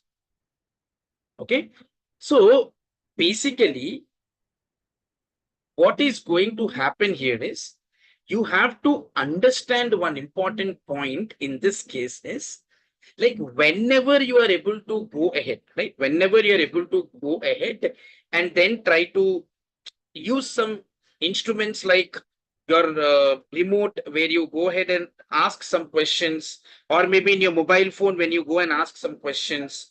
Okay, just by enabling the mic, you're not doing anything more than that. Okay, you're just enabling the mic, and then you're able to go ahead and give the response. Right? You're asking, hey, this is what I want. Accordingly, you're getting the response. And in the same way, you take Alexa, you take Siri, right? Amazon Alexa, Siri, these are all the like voice, right? Where you provide the input, it will understand and it will give you the response. You'll say, hey, Alexa, please go ahead and give me the weather for today. It will give you the response. How it is all happening? Like how it is all happening, that it is able to understand your language and then it is giving you the response. Right? Previously, what you used to do, you used to write a very lengthy program either in Java or a Python or a C or a C++ to write the logic, make your system understand so that your system will work for you in whatever way you. But now if you see in the world, you just go and talk in simple English or in a plain English, like how we are discussing. Your machine is able to understand and give you the response. Right? That is the reason we're all discussing about generative AI. Imagine if I would have said to all of you, hey, this is all about coding. Everyone, if you want to go and interact with the Copilot, then you have to write at least 100 lines of code. Okay, immediately I know 60% of the people will leave this meeting if I would have said this. Like where you go, write 100 lines of code, you have to learn coding, and then you have to write it in your LLM, like either it may be Copilot or a Chat GPT, wherever you want it. Okay, you have to write for everything code, and then the LLM is going to respond. Then I know most of the people will feel least interested because I have to learn coding. I have to again prepare the code. I have to write it, and then it will give me the response, right? I don't want it. But if I would have said, hey, you don't need to write a code. You don't need to be a programmer. Okay, whatever the language which you are aware of, like which is English. Okay, use your English skill set. You don't need to be again a professor in English. Okay. I'm not asking you to be a professor in English for you to implement all of these things. At least you should be knowing certain terms in English so that you can be able to ask or talk to your system or your machine and it will give you the response. It's as simple as this. It is as simple as this. Either you ask it in the form of enabling the mic, or either you go ahead and put it in the form of a text. That is your wish. But at the end of the day, either you enable your mic and you call it out, or either you go ahead and put the content. Okay, at the end of the day, it is a text. It's a plain English text. So whatever you want, your machine is understanding and it is giving you the response. Right? So already these things are happening. Like as I said, you right, Alexa, Siri, and then you go ahead and use your mobile phones. Your mic option is there. You simply talk in a plain English. It will go ahead and give you the search result so that you can search as per whatever you wanted. That means this phenomena is occurring before also, but right now it has become widely popular because of ChatGPT. Okay, so either I know that we are focusing on Copilot for sure, but yes, this is all becoming popular because of ChatGPT. The launch of ChatGPT in the COVID time, that is especially in the year 2019, when it came into limelight, slowly people got to know about it. And in 2021, it became very, very popular. And today we are all very much interested about all the LLMs. First, we got ChatGPT. Now we have Copilot, and then we have Gemini, we have Claude, we have Anthropic. Like this, there are so many applications which are being available. Now it is up to our discretion that which one we want to go ahead and use it. That's totally our call. So we have opted for Copilot. But remember one thing, you will not see major differences. You either use GPT or either you use your Copilot or either you use any other LLMs. Okay. But at the end of the day, all of their main agenda is to make sure that they give you the best result so that you can take that data and can be able to move further. So this is the first of all a high level understanding which you should all be knowing about. Now when I say generative, right? Generative means it's a generating. What is it generating? Now for an example, I say to Alexa or to my mobile by enabling Siri, hey, give me the weather condition for today. That is my input. Now it is going, checking the weather data, and it is giving you the output. What is it doing? It is generating the data for you, right? It is generating the data and giving the information to you. At the same time, you open you go ahead and have your smart TVs, right? These days, you take your remote, you enable that mic in YouTube, say, give me the best videos for 2021 or for 2024. You would say whatever you want. So you are giving input, and then you are accordingly getting the desired output. Right? You are getting the input, and then accordingly you are able to get the desired output also from there. So that is another clarity which you all should be able to consider. So what are you getting? You are getting whatever the input you are asking, right? The AI at the back end is able to generate or create that content and give you the information. That is what is generative. Generative means the content, or based on the input, whatever you are providing, accordingly, the output is getting generated for you. I will say, please write an essay on Taj Mahal. So that is my input. Now it will go and create an essay for me. Okay, and it will be giving me the response. That is the generation. Okay, the content is getting generated at the back end and it is giving me the response. That is what I'm saying here. Generative means creating or producing the content or the data, whatever you want to call it as. And then here AI is your artificial intelligence. Now, it is not something like I would say, it's not something like a super wonder, right? See, what is happening is, for an example, I will say, give me the best ideas for my research paper, for an example. Then, see, without running something at the back end, it is not going to give you the response, hey, take, these are the 5 best ideas. So something should run at the back end. So without making it run, you cannot get the output. So at the back end, artificial intelligence is playing an important role. Okay, at the back end, which is not visible to you. You will not be able to see it. But this is the technology which is allowing your machines to perform the tasks based on whatever input you are giving it. And then it will take your input, it will go ahead, get the desired responses, and then it will give you the relevant output. At the back end, AI is present, where it will make your tasks execute and then give you whatever the response you wanted. So it's not like just because you're asking that it will be able to go ahead and give you the response. No, at the back end, there is something called as artificial intelligence, which is making the things possible so that you're able to read the content based on whatever input you are providing to the Copilot. Okay, so that is what is a generative AI. If you observe here, right? Generative means it is to generate the content. Like if you see, it can be text, it can be image, it can be audio, video, code, and etc. So these are all the things which you can be able to generate. Okay, you can generate a text, like as I said you, right? Give me the 5 best ideas for my research paper. So it will give you the 5 best ideas in the form of a text. One more wonderful thing, you can create image also.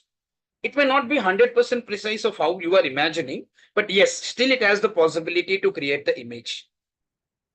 Okay, I will show all these things practically, but at this stage, it's too early. At this stage, you have to understand the concepts. Okay, when we go a little bit further, as we have still 4 more days leaving aside today, okay, still we have 4 more days. So we will discuss all of these things practically also. Anybody who is thinking that why we are not doing practically, yes, we need first the time to understand this concept very clearly. Then yes, we will take enough time for us to go further and then do the things practically also. Okay, so right now I'm saying that you can be able to go ahead and can create the text whatever you want. You can also be able to create as many images as you want. Okay, and then on top of that, you can be able to create an audio, video, and one more greatest advantage is you can write a code also. Okay, for an example, I'll say, hey, go ahead and please help me out to write a Python code where it sums up 2 numbers, sum of 2 numbers. So it will go ahead and simply create me a code and you can start leveraging it. Now you may think it's a very basic code, right? Can't I write complex code? You take any complex code, it will be able to analyze that code, and at the same time, it will also generate the code for you. If you already know the scenario, mention that scenario to your LLM. Okay, that which is a large language model. LLM is nothing but Copilot. Okay, technically we call it as LLM. So you go ahead and ask to Copilot of the scenario, it will generate the code and will give you the response. That is the beauty of the Microsoft Copilot, okay, or that is the beauty of, I will say, generative AI as a concept. Okay, so generative here means it is responsible for generating the content. Now you will ask me what content? Content means it can be anything, right? So when I say content, specifically, I'm going to highlight that it can be text, image, audio, video, code. These are the main things which it is going to generate for us. If you ask in the form of a text, like give me best ideas, it will give you a text. If you go and say, create me, okay, for an example, create a picture where I want to see a Charminar. Okay, create a picture where I want to see Charminar with heavy raining. So it will go ahead and create it for you. All these things we will do practically. But just letting you know that how you can interact with your LLMs like Copilot and all. Okay, it will help you to create an image. Now, if you want an audio, you can say that, hey, I have written the content, please convert it into audio. Then it will be converted into audio. You can create videos also. Okay, which we will also learn how to create videos also practically, and then coding part. Based on the scenario, whatever you provide, accordingly, it will create a code. Like for an example, I'll say, I want to create a web application.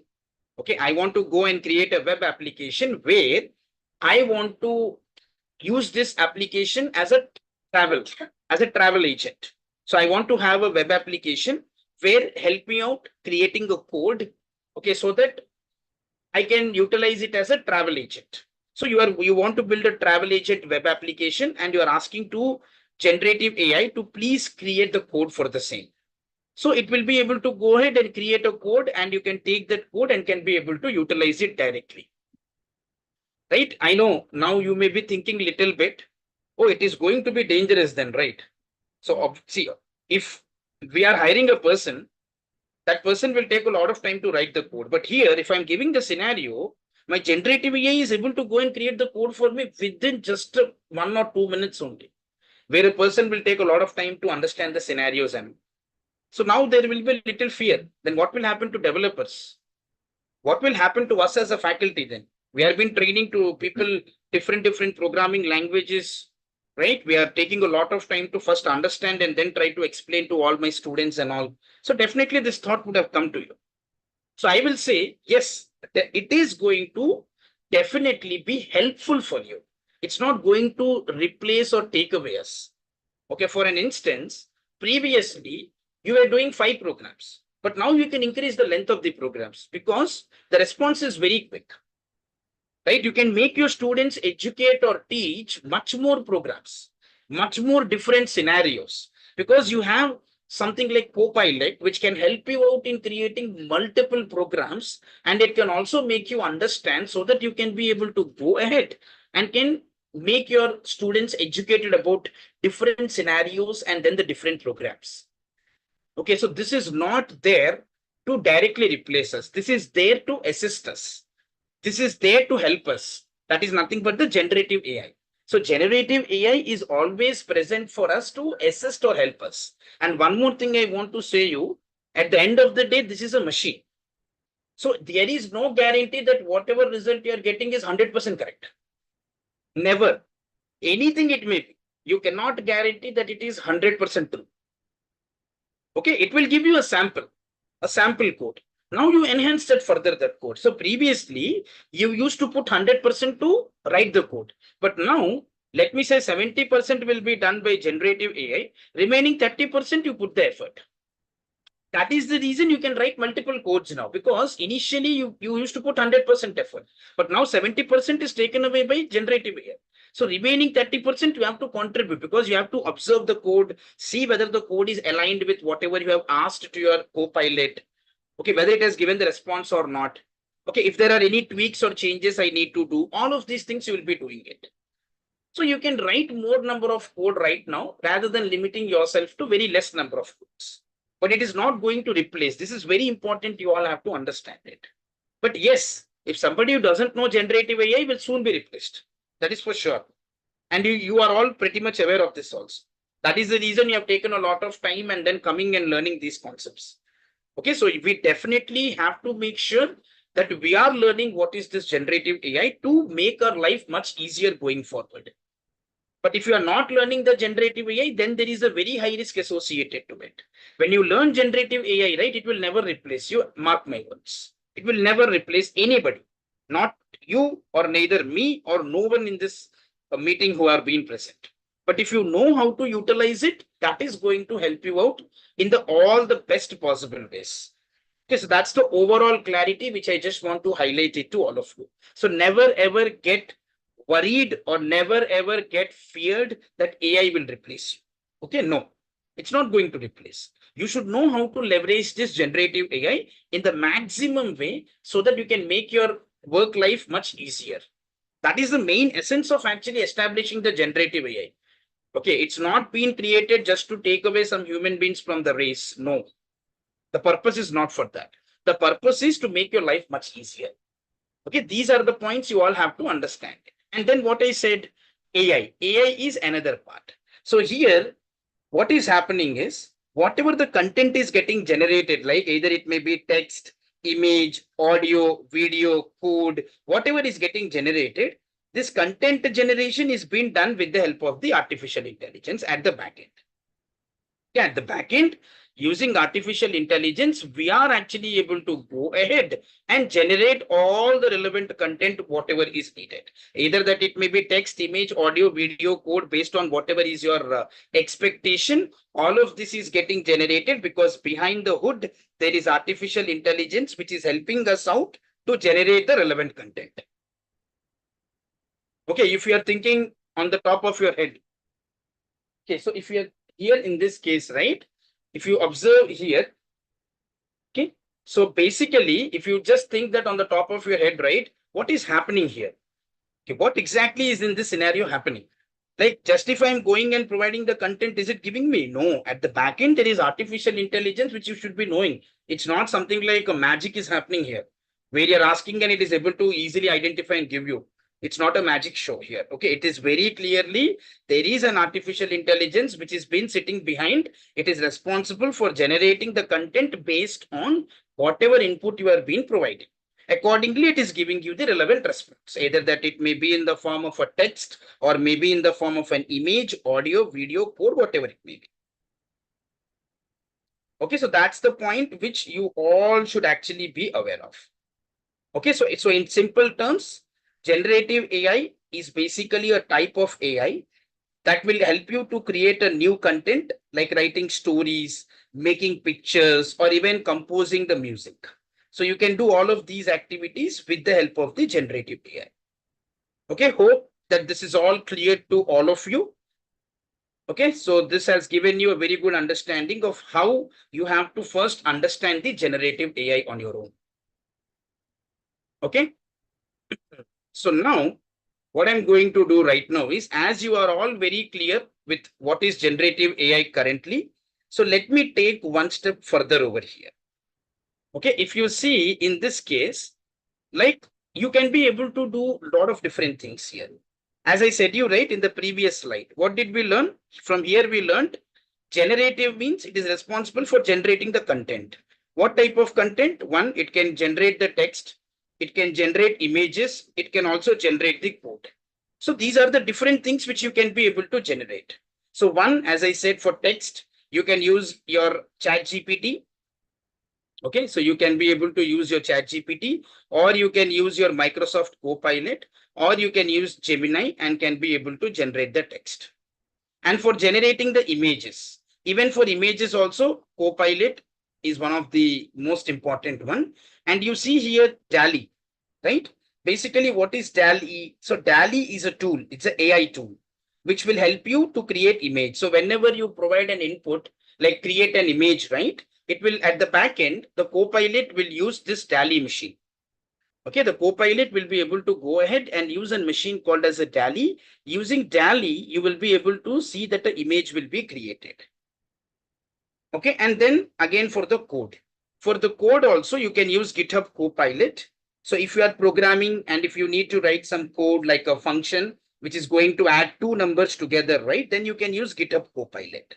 So it will help you to suggest and write the code for you, saving your time and effort. Okay, we'll go through all of these tools also. So we don't need to worry much about it. But initially, you should be knowing that you can use one single tool and can generate all of these content. You can use different tools, or you can use one common tool like Microsoft Copilot and can get all of these things from there, like generating text or generating images, generating the code.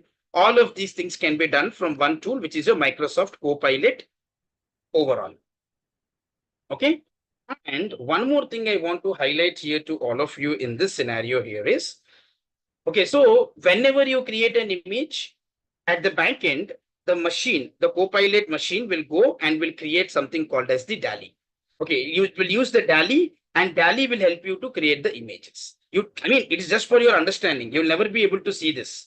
In Copilot, how it will look like, you will go ahead and say, create an image, right? It will just go ahead and create an image for you.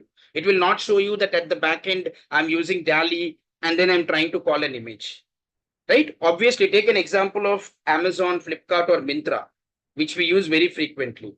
So when you go and do payment, right, will it show you that at the back end, what code it is using, from which code to and which code it is going, or from which function to which function it is going? Will they ever show it? Obviously, no. So same here also. Okay, at the back end, it will target DALI.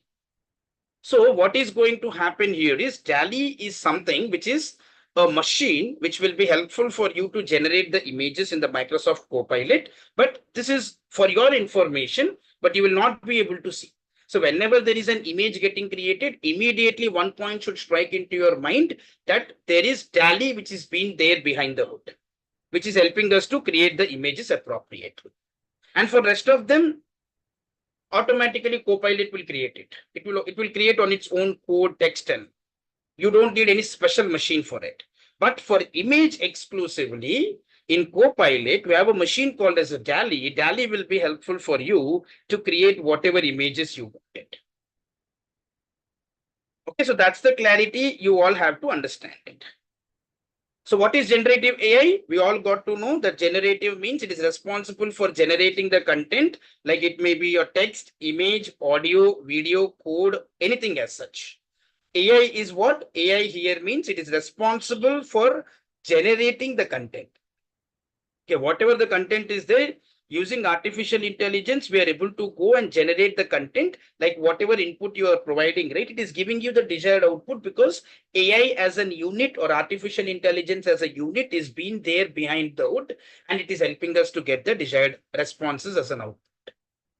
So that is the overall clarity you all have to understand. Okay.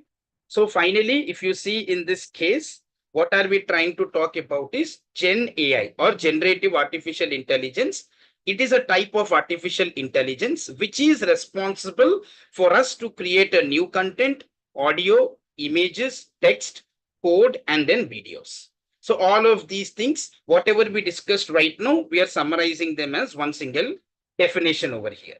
So this is your definition of your generative artificial intelligence. Okay, so I don't want to go and simply say GenAI is a type of AI that can create new content. I don't want to read it out. Okay, I want to give you a thorough understanding, and that's what we were able to do till now, so that you can understand the definition of the generative AI appropriately. Okay, so for that reason only, I was able to go ahead and explain you all the things so that you can get to know this definition in a better way and you can be able to correlate it. So these are all the points which we should all be able to go ahead and consider appropriately. So hope you are all clear with the generative AI. Okay, hope there are no questions and you are all pretty much clear with what exactly is the definition of Gen AI or your generative artificial intelligence. Okay, so this is the high level idea which every one of you, at least as of now, should be having an awareness. Okay, so now I am again taking you one step further. Okay, so let's understand what exactly is artificial intelligence. Let's try to understand it. Okay, so now we are going one by one into a specific areas. So let's talk about what is AI. Okay, for the time being, forget about GenAI. Whatever we discussed, that is done. Okay, so do not get confused. We already covered the generative AI. So now let's talk about only what is AI or what is only artificial intelligence. See, artificial intelligence, right? It is a very big area. It's a very, very big area in the computer science.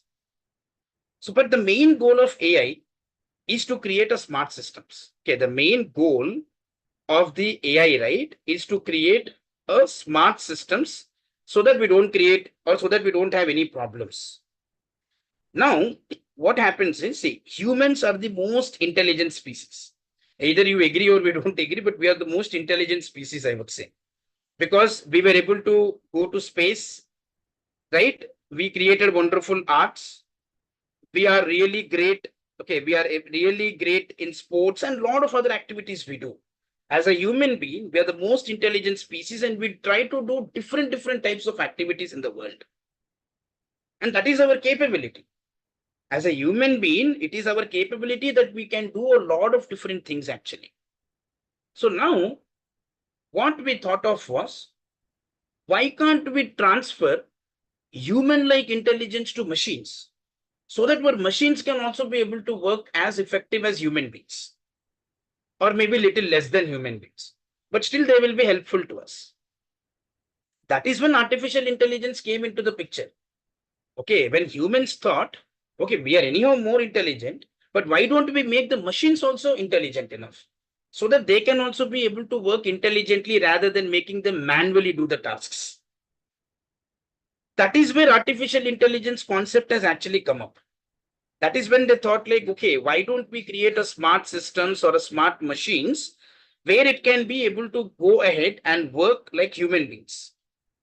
Okay, for examples like tasks like understanding language, recognizing the faces, making the decisions where we need human intelligence. So all of these things, if you consider, right?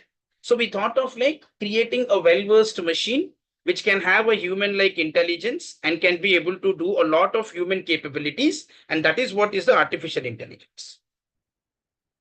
Okay, simply in one line, you are transferring the human-like intelligence to machines, and that is what is an artificial intelligence. That is how the concept has come up. AI means many people will put a lot of complex definitions. Forget about all of those definitions. Definitions will come secondary. First, you should know very simply what is AI. AI is a machine. What machine it is? It's a smart machine. How we are calling a smart machine? Because it is having the human-like capabilities, like our intelligence, the way of doing the things.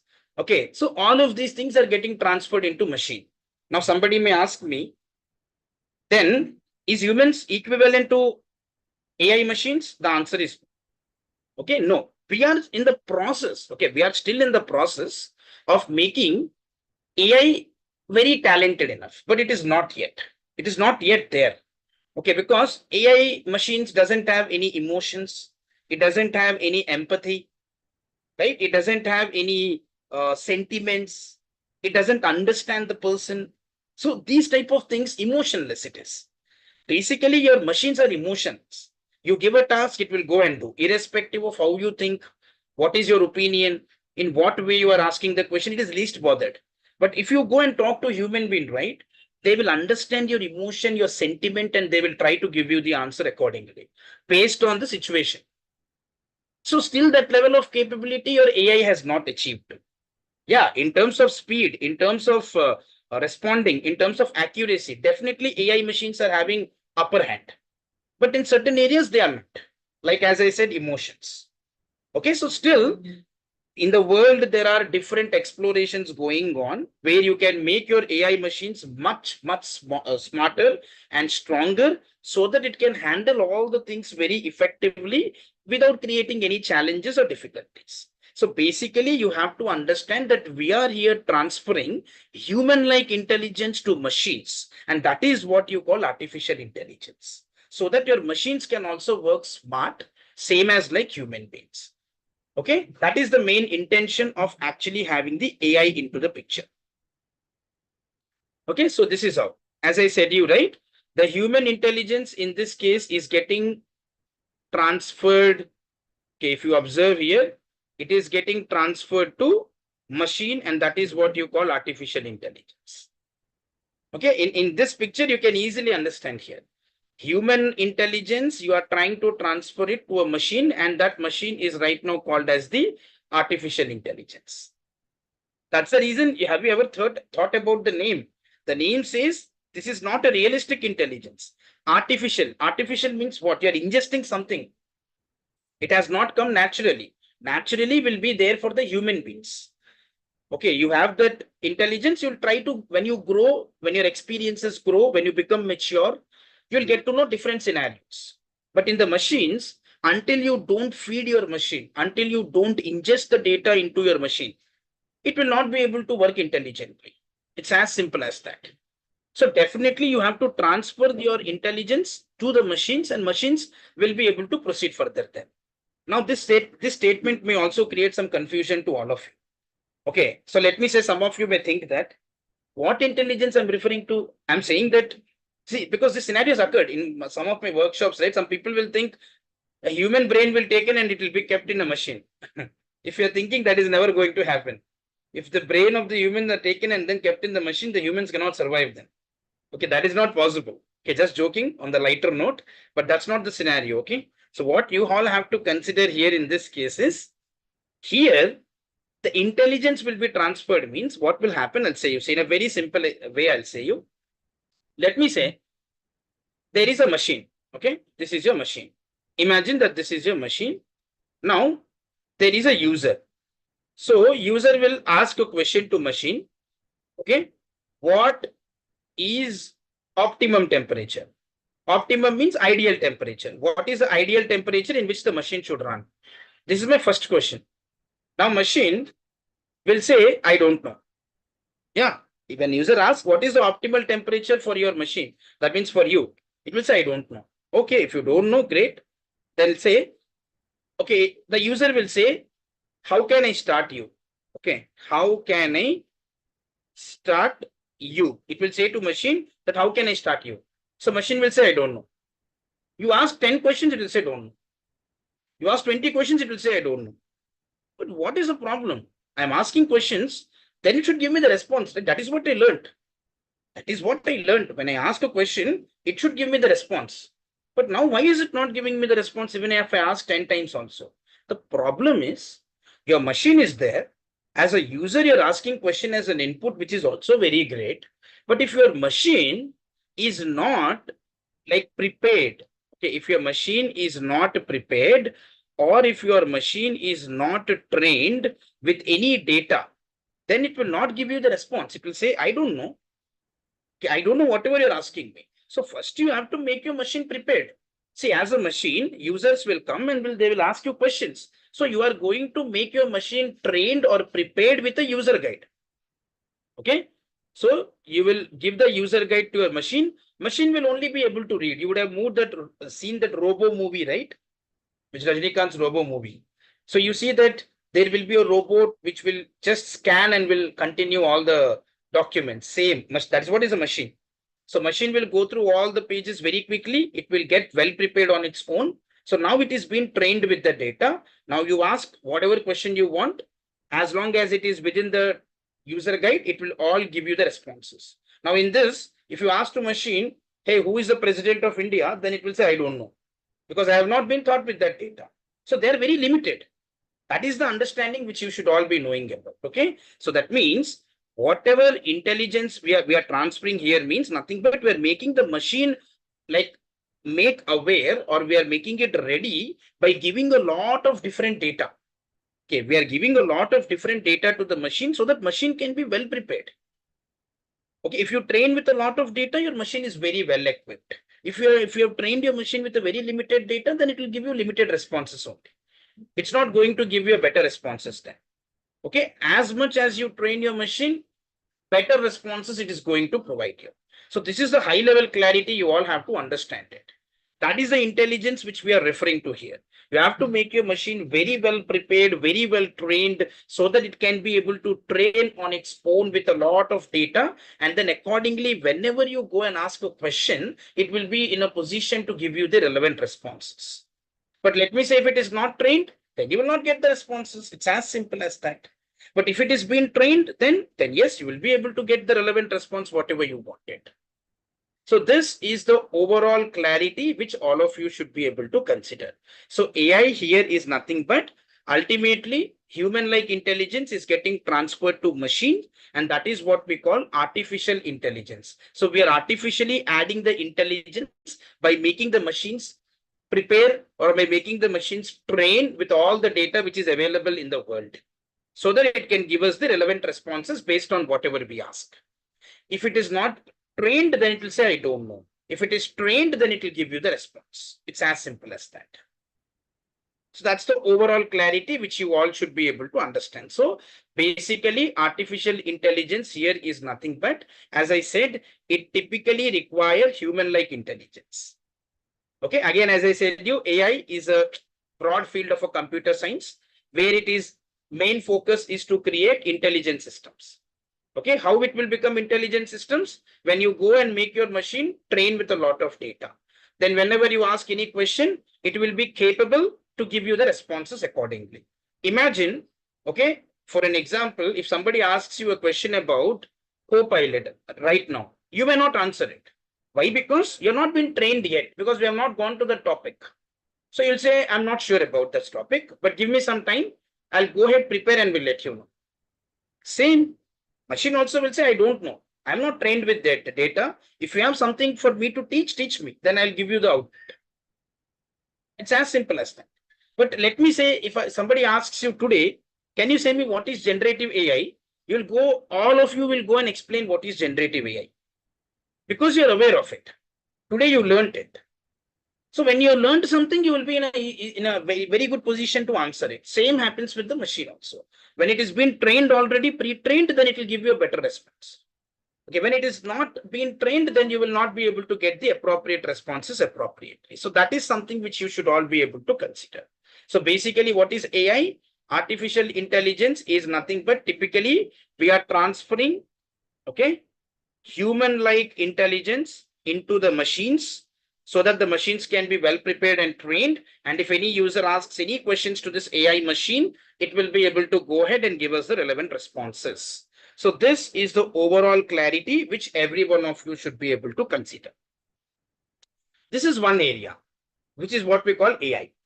So now within AI, there is another thing called as the machine learning. Okay, within your artificial intelligence, this will be the last topic for today, so that if there is any questions, I'll be again able to take it up. Okay, so right now, if you see, we are moving to machine learning. Now, what is machine learning? Okay, I understood what is generative AI. Okay, I understood what is AI, artificial intelligence and all. Now, what's machine learning here? See, machine learning is a part of AI. Let's imagine AI is a big ocean. Okay, so AI here is like a big ocean. Okay, underneath your AI, you have your machine learning. It's a subset. So machine learning is a part of AI only. You don't think that it is different. It is a part of artificial intelligence itself. Okay, but what does machine learning does? Machine learning's main purpose, or it focuses on creating algorithms. Okay, its main focus here is to create algorithms and the models. Okay, its only purpose or the main key thing which machine learning wants to do is to create algorithms and then the models. Its main focus is that only.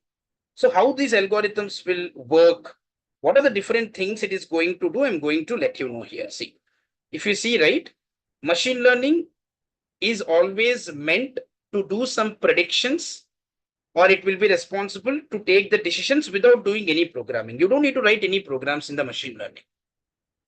Not at all needed.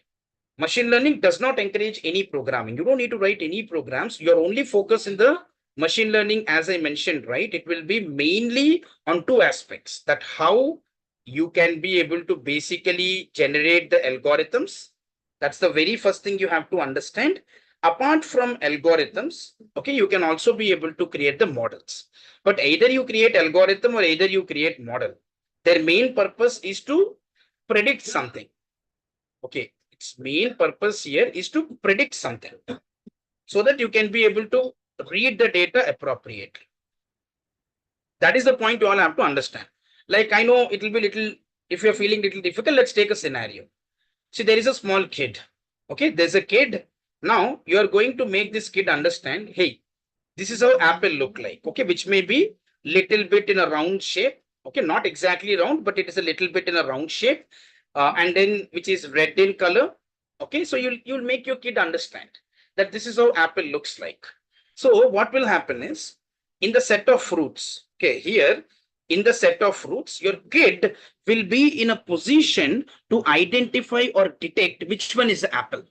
Why? Because your kid has been taught that saying that, hey, this is how apple looks like, which is red in color, and then it should be circular in shape. Okay, somewhat little bit circular, but it's not fully. So next time when you give a set of fruits to your kid will be in a position to identify which one is apple, because your kid has been taught already that how the apple will look like, what will be the color of the apple, what will be the shape of the apple. That's how your kid is right now aware and can be able to detect. The moment you say, here are 3 fruits, detect which one is apple, your kid will be able to detect this one as an apple, because your kid is already been thought about it. Okay. So that's what I said you, right? In the list of fruits which you provide to your kid will select which one is an apple, because your kid has been taught with it. So that's how the model also work with the machine. If you see, you have to train your machine with a lots of data, right? You have to train your machine with a lots of data. Okay, you remember in AI I said you, right? In artificial intelligence, your machine should learn, or it should be trained with the data. And that concept is the machine learning. So machine learning will take the responsibility, because machine learning is a part of AI only, as I said you. So here machine learning will take the key responsibility to make your machine train with a lot of data. Then next time when your machine is trained with a lot of data, okay, this is how you will send a lot of images to your machine like this. All apple images, you will send it to your machine will be able to get itself trained. You don't need to train, you don't need to write a code. You just say to your machine, hey, these are the apple images, get yourself trained. So machine will be capable to go ahead and train on its own. That is the reason the name is what? Machine learning. So machine itself will be able to go ahead and learn on its own. You don't need to say to your machine that how it has to be learned. Okay, so machine will take all of these images which are being there, and then you show to machine, okay, I'm showing you 2 images, detect which one is an apple. It will go ahead and rightly detect which one is apple and which one is not. It's as simple as that. Like how you were able to teach your kid, right? But for the machine, you may not need that much effort. Okay, you can just give some random data to your machine. Your machine will understand on its own how apple look like. You don't need to make your machine understand that this is what apple is. It will understand, okay, if it is in this shape, if it is in this color, okay, these are all the range of apples. So it will be able to learn on its own. And then finally, when you give a list of fruits, it will be able to go ahead and itself identify that which one here is an apple and which one is not. That is what is a machine learning. So at the end of the day, machine learning is predicting the data. Okay, machine learning is predicting the data based on whatever it has been trained with. Okay, based on whatever the data which it is being trained with, right? It is able to go ahead and predict the relevant data. So that is the understanding which you should all be aware of. So for the machine learning, right, definitely you need a lot of training data. Okay, for machine learning, definitely we need a lot of training data. Because until and unless your machine is not trained, it will not be able to give you the relevant response. Imagine your kid is not being taught what is apple. How will your kid be able to detect? It will not make sense. You're not making your kid educate, and then you're expecting your kid to go ahead and detect it. That is not possible, right? So in the same way, here in this scenario, okay, so when you talk about machine learning, so machine learning will be very much helpful for us to deal when you have a lot of training data. And it needs a lot of computation power, because data means not 1 GB, it will be in 1 TB, or in TBs you'll have it. So for that, you need a very good power so that your machine can be able to understand it in a very clear way. And definitely you need algorithms. Okay, these algorithms are needed to find out the patterns. Okay, whatever patterns, and then whatever the decisions we are identifying, right? All of these are happening with algorithms. So these are the 3 key things we have to consider. Whenever you talk about machine learning, it will have a lot of training data with which it has been trained with, so that it can give you the relevant response. And for this to be trained, you need a very good power. Computation power means a good amount of speed is needed. Without that speed, you cannot move forward. And then algorithms. Why algorithms? Because using algorithms only, it can identify the pattern, and it will predict the result for you. Okay, so that you can be able to see. Now machine is able to detect apple. How? Because the algorithm is running inside the machine, which is helping us to identify that whether it is an apple or a banana or an orange. Okay, so these are the three key things which we should be aware with regards to machine learning. So in one line, machine learning is nothing but it is being meant to train, and once the data with which it is being trained, it will be able to go ahead and predict whatever you actually wanted. So that is the machine learning. Okay, so with this, I wrap up the session for today. So today we discussed what is generative AI, and then we discussed what is artificial intelligence, and then we entered into machine learning and we understood what exactly here is the machine learning. In the future classes, we will understand some more concepts about machine learning, and then we will move further to deep learning, and then we will gradually move ahead with LLMs, and we will keep on going ahead. So that will be the agenda for the tomorrow's session. So before I wrap it up for today, are there any questions from anyone or anything which has to be repeated? Please do let me know before we go ahead and close the session from our end. Anything specific from anybody? Or from the panel, are there any questions before we wrap it up for today's session? Are we having anything?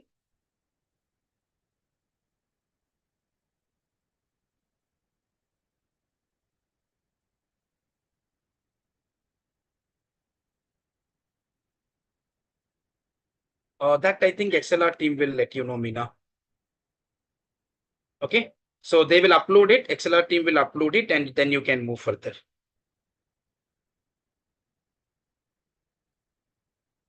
Okay, then if there are no questions today, I think we'll join tomorrow back again and we'll take up the remaining concepts. Yeah, thank you, Prashant. Thank you, everyone. Yeah, I'll take it up, okay? Sure. Yeah, thank you. So, hello everyone. I hope you are done with your attendance. If you missed out your attendance, please mark your attendance, okay? And any more questions, you can ask me here, okay? Other than the content, like regarding LMS and the certificates, registration link, all the things, okay?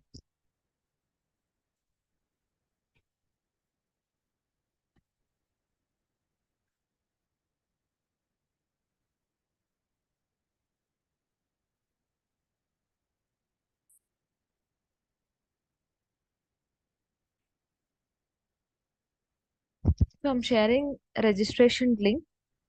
Please find in the chat box. How can I check my attendance? So Durga Tarunishri, they will let you know, like you know, right? Like how many days you marked your attendance. Based on you have to count, okay? How to access? You have to register here in this link, okay? It will take 24 hours to receive your mail. So after that, I showed you like how to access your LMS. So like that, you have to log in.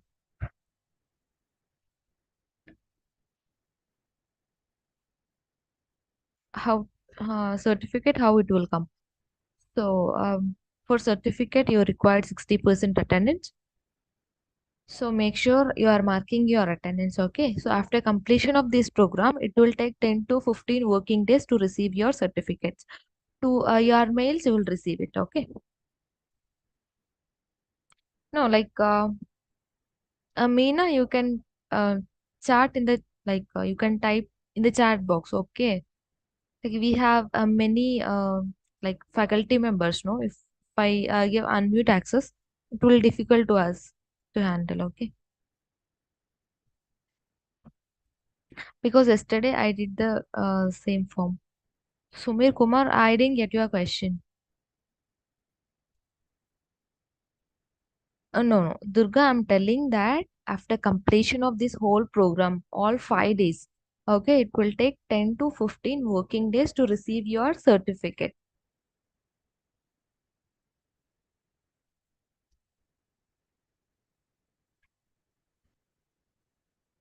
His session is over? Yeah, done. If you don't have any queries, you can leave the session.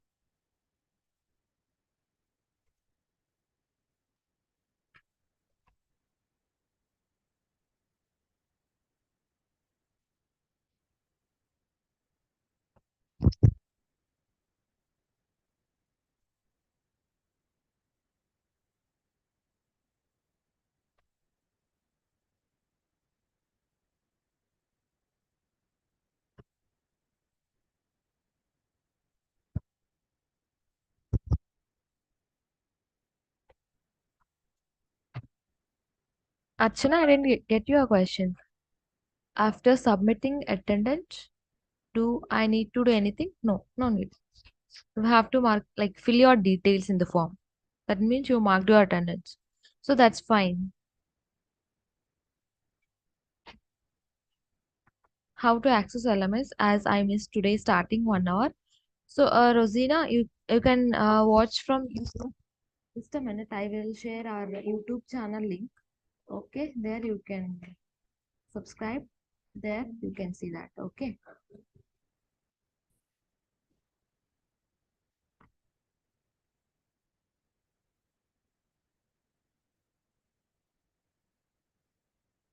Please take from here.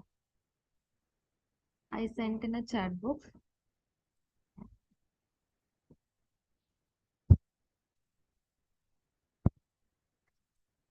Yeah, you are most welcome, Himabindu. And thank you so much for your appreciation.